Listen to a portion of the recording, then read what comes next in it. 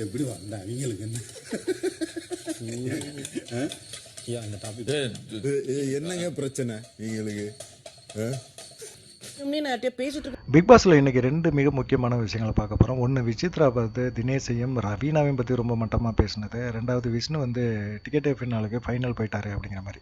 மொதல் விஷயம் என்னென்னு பார்த்தீங்கன்னா, தினேஷை பற்றி அவங்க ரொம்ப அசிங்கமாக பேசுகிறாங்க. அவன்லாம் எப்படி குடும்பம் நடத்த போகிறான், என்ன பண்ண போகிறான்னு தெரியல, அவங்களோட ரஞ்சிதாலாம் இருந்ததுலாம் பெரிய விஷயம் அப்படிங்கிற மாதிரி அவங்க பேசுகிறாங்க. ரெண்டாவது ரவீனா வந்து ரவீனாவும் கல்யாணம் பண்ணி என்னத்தை பண்ண போகிறாங்க, என்ன பிள்ளைய பார்க்க போகிறாங்கன்னே தெரியல. மணியெல்லாம் ரவீனாவை யூஸ் பண்ணிவிட்டு விட்டுட்டு போயிடுவான் அப்படிங்கிற மாதிரி ரொம்ப கேவலமாக பேசுகிறாங்க. இதெல்லாம் கேட்கும்போது மனசு ரொம்ப சங்கடமாக இருக்குது. விசித்ரா தான் இப்படி பேசுகிறாங்களா?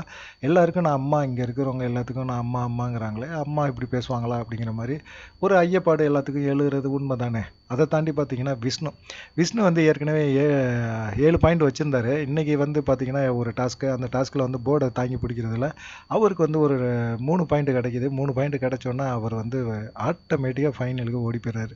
நிக்சன் வந்து பாதியிலே கலந்து ஓடிடுறான். என்ன காரணம்னு தெரியல. நிக்சன் எல்லாம் ஓடல.